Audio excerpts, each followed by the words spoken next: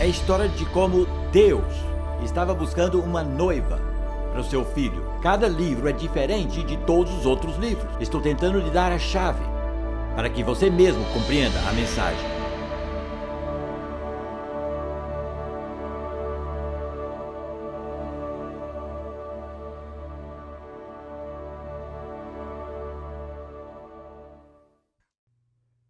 Logo vamos começar a estudar Malaquias, o último livro do Antigo Testamento. Mas antes eu gostaria de falar por alguns minutos sobre uma pergunta importante que surge a respeito de todos os profetas do Antigo Testamento, especialmente aqueles que temos estudado. A maioria dos profetas do Antigo Testamento fazem predições sobre o futuro do povo de Israel, dos judeus. Mas mesmo assim você pode visitar muitas igrejas neste país e em outros países e jamais ouvir sobre o futuro do povo de Deus e Israel. E há um motivo para isso. E esse motivo é que há várias maneiras de interpretar essas predições sobre o futuro de Israel. 3 maneiras diferentes, na verdade. E eu acho que a maioria das igrejas protestantes do Ocidente interpreta essas predições de uma maneira diferente do que eu. Nessas palestras que eu tenho dado sobre os profetas do Antigo Testamento. As coisas que são prometidas sobre Jerusalém e sobre Israel e o seu lugar entre as nações e etc. Será que essas promessas um dia se cumprirão? Agora, as 3 posições são estas. Em primeiro lugar, um grupo de estudiosos da Bíblia diz que essas promessas são condicionais. Eram sempre condicionadas a que Israel fosse fiel e obediente a Deus. E, portanto, porque não foram fiéis, todas essas predições foram canceladas. Caíram por terra. Jamais acontecerão. Porque as condições estabelecidas não foram cumpridas. Como eram condicionais, em outras palavras, essas coisas podem acontecer se vocês cooperarem. E como não cooperaram, e especialmente por terem recusado Jesus como seu Messias, os judeus perderam todo o seu futuro. E todas essas predições caíram por terra. Jamais acontecerão. Poderiam ter acontecido no passado, mas na verdade jamais se cumpriram. E jamais serão. Esse é o motivo por que alguns pregadores jamais falam sobre Israel e o seu futuro. Agora, a segunda abordagem é que eram incondicionais. Não é, sabe? Não é que acontecerão se, mas acontecerão de um jeito ou outro. São incondicionais. Deus diz, isso é o que eu intenciono fazer e eu vou fazer. Mas, mesmo dentro deste grupo, daqueles que interpretam essas predições como coisas que certamente acontecerão, há 2 formas totalmente diferentes de dizer como acontecerão. E talvez a forma principal que as igrejas usam para explicar isso é dizer que já estão acontecendo com a igreja. E que essas predições já estão sendo cumpridas de uma forma simbólica ou forma espiritual com a igreja. E isso se chama teologia de substituição, em que a igreja substituiu Israel. Portanto, todas as predições feitas a Israel serão cumpridas na igreja e já estão sendo cumpridas agora, mas de uma forma espiritual, não literal. Então nós estamos sendo trazidas para Jerusalém celestial e não a terrena. E as promessas sobre fertilidade e bênção significam o crescimento da igreja, e etc. E é intrigante e acabo ficando meio sarcástico aqui, porque todas as predições de bênção são aplicadas à igreja, ao passo que todas as maldições são discretamente jogadas no lixo. E para mim essa é uma forma horrível de tratar a Bíblia. As versões mais antigas da Bíblia, se você passar pelo profeta Isaías, para todas as bênçãos diz bênção para a igreja, e nas maldições diz maldição para Israel. E sabe, para mim é um caso explícito de preconceito, mas provavelmente é o ponto de vista mais comum entre as igrejas. Que a igreja substituiu Israel, Deus tem absolutamente nada a ver com Israel, e temos que evangelizá-los como qualquer outra nação do mundo. Não há nada especial sobre Israel. Não há um futuro para eles como povo, mas judeus individuais que se converterem terão um futuro juntamente com nós, os gentios, na igreja. E este hábito de chamar a igreja do Novo Israel é muito comum. Porém, o nome Israel aparece 74 vezes no Novo Testamento, e nenhuma dessas vezes se aplica claramente à igreja. 73 vezes se aplica claramente ao povo judeu e só tem um versículo que tem um sentido um pouco ambíguo. E isso não justifica aplicar o nome Israel à igreja. E eu não creio que devemos chamar a igreja do Novo Israel, porque o Novo Testamento não o faz. Mas este é o segundo ponto de vista. E eles dizem que essas predições feitas a Israel agora estão sendo cumpridas no presente na igreja, mas de uma forma espiritual. E, portanto, foram cumpridas na primeira vinda de Cristo. O terceiro e último ponto de vista que eu tenho usado ao ensinar os profetas é que essas condições são incondicionais e irão acontecer, mas acontecerão literalmente a Israel, cumprindo o que Deus disse. Portanto, a maioria delas ainda está no futuro. A frase, então todo Israel será salvo, é interpretado por este grupo como sendo toda a igreja será salva. Mas o meu ponto de vista é que Israel será salvo. E, portanto, o cumprimento dessas predições é mais relacionado com a segunda vinda, ao invés da primeira vinda de Cristo.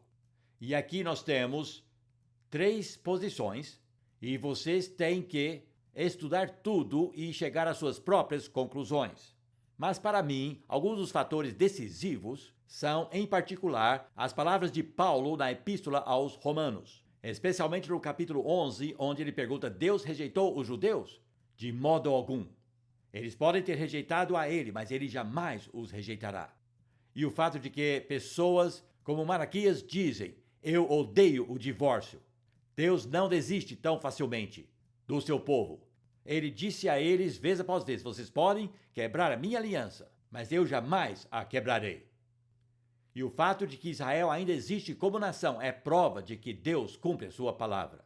Eles ainda são o seu povo escolhido, mesmo na incredulidade, porque ele os escolheu e ele jamais deixa de cumprir as suas promessas. Muito bem, agora eu revelei a minha posição e essa aqui. E, portanto, a segunda vinda parece ser um ponto focal para muitas dessas predições e o seu cumprimento.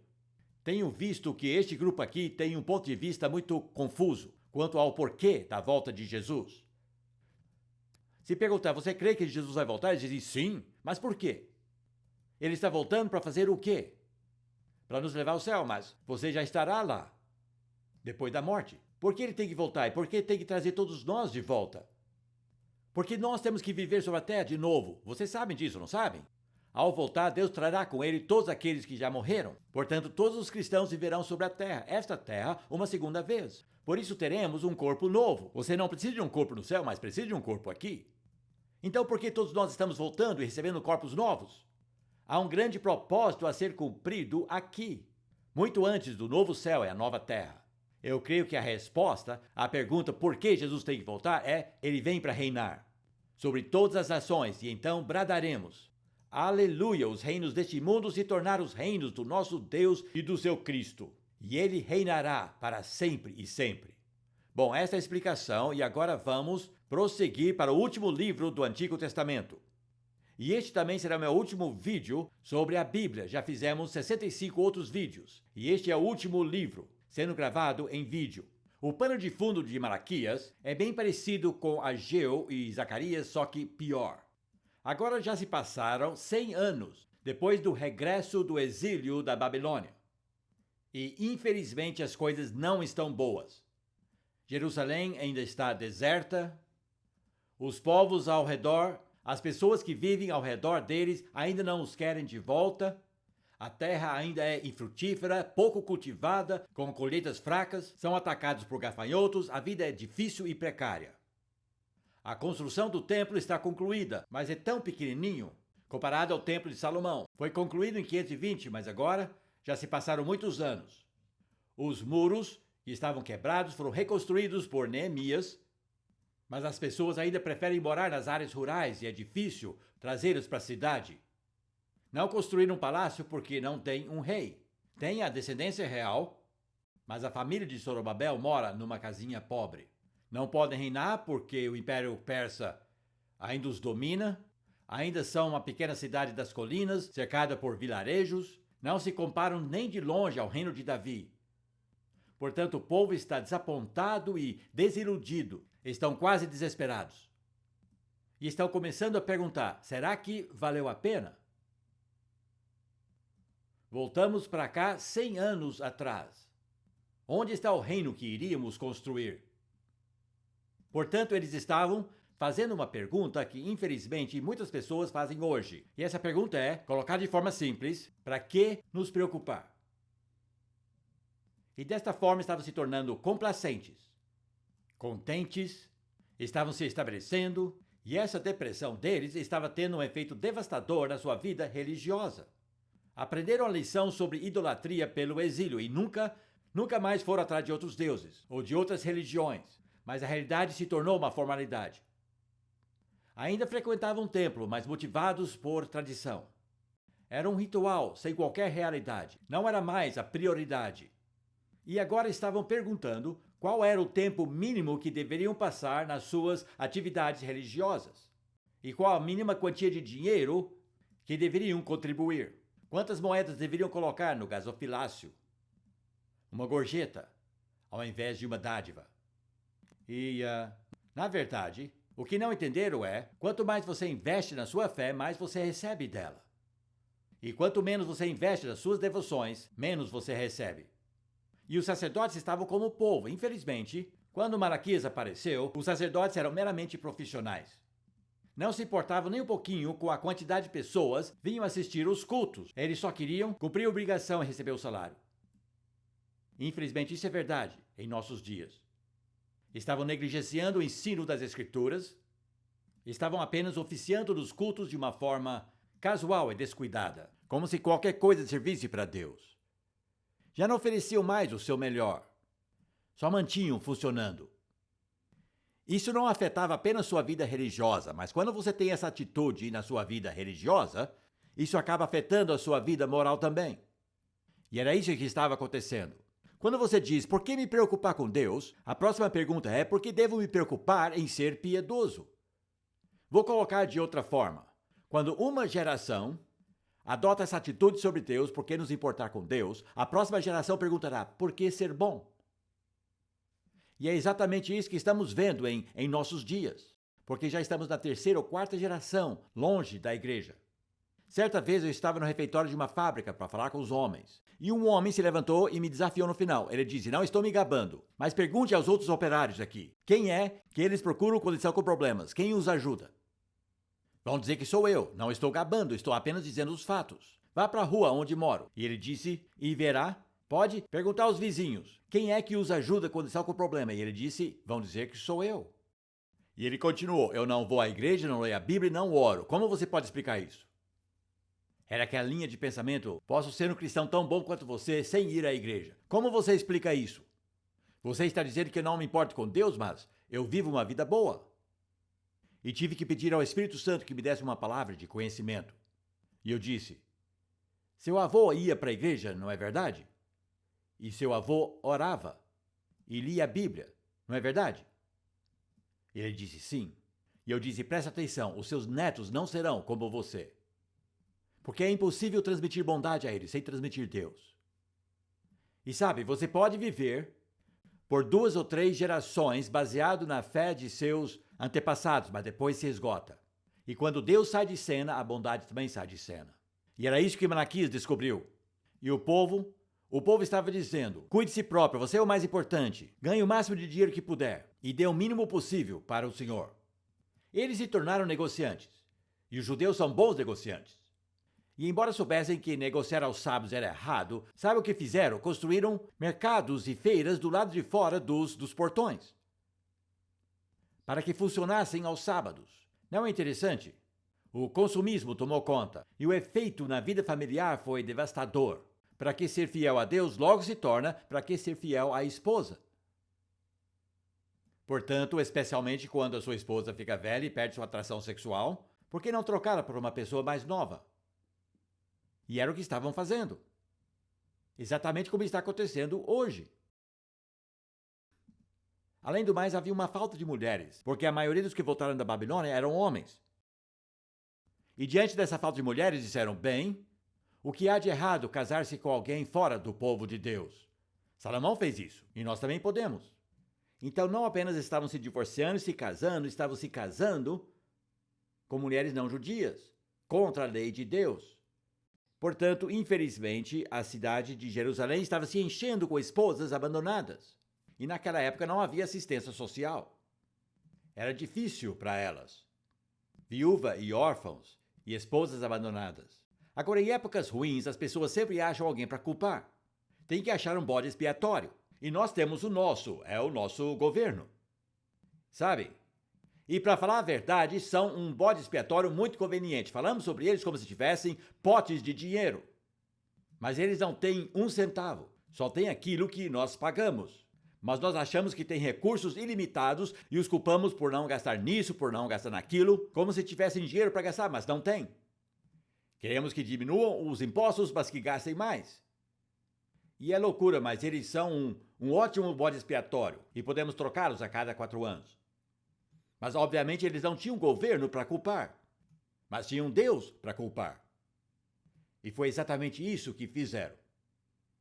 E disseram, Deus não se importa conosco, portanto nós não nos importaremos com ele.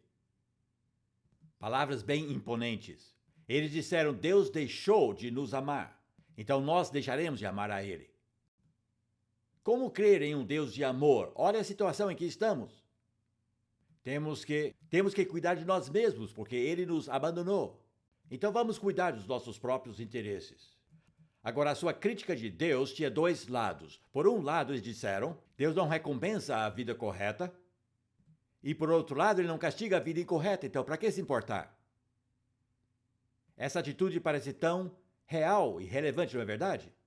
Quantas pessoas vivem e falam assim, ou se não falam assim, pelo menos vivem dessa forma? Não se importam com Deus porque acham que Deus não se importa com elas, como elas vivem. Aparentemente, Deus estava alheio. Então, para que se preocupar em cumprir as suas leis? Para que cumpri-las tão rigidamente? Portanto, Malaquias teve que tratar com esta situação. Então, ele veio. Toda a sua profecia está na forma de prosa e não na forma de poesia. E isso, para mim, é um sinal de algo muito sério. É um sinal de que Deus perdeu seus sentimentos para com seu povo. E era exatamente isso que tinha acontecido. Deus perdera seus sentimentos pelo seu povo. E ele não falaria mais nada com seu povo por mais 400 anos. E esta foi a sua última mensagem, uma mensagem fria, não calorosa. Não veio do coração, veio da mente. Ela é fria, argumentativa. E Malaquias é singular pelo fato de que ele é o único profeta que discutia com as pessoas. Aparentemente, ele pregava e era provocado, porque ele reportava essa provocação. As pessoas eram ofendidas pela sua pregação, porque a sua mensagem básica era: vocês começaram tudo isso. Não foi Deus que parou de se importar com vocês. Vocês o abandonaram primeiro, parecido com a mensagem de Ageu. Vocês pararam de se importar com Deus, por isso ele deixou vocês de lado. E é dessa forma que Deus responde a uma situação humana. Romanos 1, novamente. Paulo diz: os homens desistiram de Deus, por isso Deus desistiu deles. É justo, não é verdade? Quando uma nação desiste de Deus, Deus desiste deles. Sabiam que a Grã-Bretanha é a segunda nação mais ímpia no mundo inteiro? Uma revista fez uma pesquisa sobre crenças. Fé de uma forma geral, fé em Deus ou deuses por todo o mundo. Constataram que Japão era a nação mais ímpia, a menos religiosa, e a Grã-Bretanha em segundo lugar. Se sente orgulhoso por ser britânico? Vivemos na segunda nação mais impiedosa do mundo. Ninguém se importa. Mas quando as pessoas não se importam com Deus, infelizmente, ele não se importa com elas. E vejam só os resultados. É nessa hora que a violência toma conta. É nessa hora que o orgulho e o egocentrismo tomam conta. Bom, ele disse: vocês deixaram Deus de lado, vocês pararam de se importar com ele, pararam de amá-lo. Ele está simplesmente respondendo na mesma moeda. Vocês se cansaram de Deus e agora ele se cansou de vocês. E a sua falta de amor verdadeiro por Deus é o problema. Mas não acreditaram nele. Ficaram extremamente ofendidos. A congregação contestava repetidamente que eram totalmente inocentes. Não é tão ruim como você está dizendo. Eles ficaram insultados e ofendidos. Eles ficaram indignados e argumentaram. E disseram: como? Como assim deixamos Deus de lado? Explique para nós. Sabem, é bem parecido com a parábola de Jesus sobre as ovelhas e os bodes. Ele diz: eu estava na prisão e não me visitaram, eu estava com fome e não me deram de comer. E disseram: quando? Jamais te vimos na prisão. Nunca te vimos com fome. Ah, viram sim, respondeu, porque vivo nos meus irmãos. Quando fizeram a um dos meus irmãos, a mim o fizeram. E aqui é bem parecido. Responderam: como? Como fizeram isso? Como deixamos de nos importar com Deus? Como deixamos de amá-lo? E ele explica para eles passo por passo. E o livro inteiro de Malaquias é um argumento com o povo, mostrando como eles fizeram isso. Mostrando como eles pararam de se importar com Deus. E dessa forma fizeram com que Deus deixasse de se importar com eles. Bom, este é o contexto. E Malaquias tem várias características bem singulares, 5 na verdade. E eu vou apenas enumerá-las aqui, mas vou falar delas em detalhes no próximo vídeo. Mas aqui estão as 5 características principais que fazem Malaquias bem singular. Primeira, há mais palavras diretas de Deus do que em qualquer outros dos profetas menores. Temos 47 dos 55 versículos contém palavras diretas de Deus. É uma proporção muito alta, 85%. São as próprias palavras de Deus. É uma das proporções mais altas entre todos os livros proféticos. A segunda é que esse livro é anônimo. Eu sei que vocês achavam que Malaquias era um nome, mas não é um nome. É a palavra mensageiro. Só isso. Talvez até fosse o seu nome, mas essa palavra jamais aparece como nome no Antigo Testamento, mas é usada frequentemente. Na verdade, dentro deste livro, ele usa a palavra mensageiro para profeta, para sacerdote e para rei. Portanto, ele é apenas um mensageiro anônimo. É um ninguém, trazendo a última palavra de Deus para o povo de Israel. E a terceira característica é o diálogo, tomando a forma de uma intercalação acirrada entre o profeta e o povo. Ele era interpelado 12 vezes diz, mas vocês dizem. Mas vocês dizem, argumentavam 12 vezes. Eles o interrompiam, diziam, isso não é verdade. Você está exagerando. Nós não somos tão ruins como você diz. E ele teve que tratar com cada uma de suas contestações, o que ele fez com muita eficiência. A quarta característica eu já mencionei. É prosa, não poesia, porque Deus já está exaurido. Ele está cansado. Deus se sente exaurido. Ele se sente exausto com o seu povo. E assim não fala mais com eles por 400 anos. Temos que ver o coração de Deus aqui. Você não estaria farto? Depois de levá-los ao exílio e trazidos de volta, agora não querem se preocupar com Deus. E a quinta característica é que agora esta é a última palavra de Deus. Talvez a ordem cronológica dos cristãos do Antigo Testamento está certo, afinal de contas, porque essa foi a última palavra de Deus. E a última palavra é maldição. E, até hoje, toda vez que os judeus leem Malaquias na sinagoga, não deixam de ler o último versículo, para que ele não fira a terra com uma maldição, mas depois voltam e leem de novo o versículo 5, para não terminar com a palavra maldição. Não é interessante? Eles, deliberadamente, não terminam a última palavra de Deus do jeito que ele terminou, e leem o versículo anterior pela segunda vez, para terminar de uma forma mais feliz. Toda vez na sinagoga, ao lerem Malaquias, é isso que eles fazem. Portanto, aqui estamos lidando com a última palavra de Deus para o povo de Israel por 400 anos. Muito bem, agora vamos olhar o esboço do livro. Nós vamos olhar apenas o primeiro pedacinho. Ele anuncia que Deus tinha amado Jacó e odiado Esaú. Quantas das divisões mais profundas hoje em dia têm suas raízes na história? Todo o conflito entre judeus e árabes começou com Ismael e Isaque. E este versículo menciona esse conflito, que começou com os gêmeos Jacó e Esaú. Mas, tendo dito isso, quero que vocês saibam que na Bíblia as palavras amor e ódio não têm o mesmo significado como nas nossas línguas. E isso nos dá a impressão errada. Amar alguém é se importar com ela e buscar o seu bem maior, não é sentir-se bem com ela.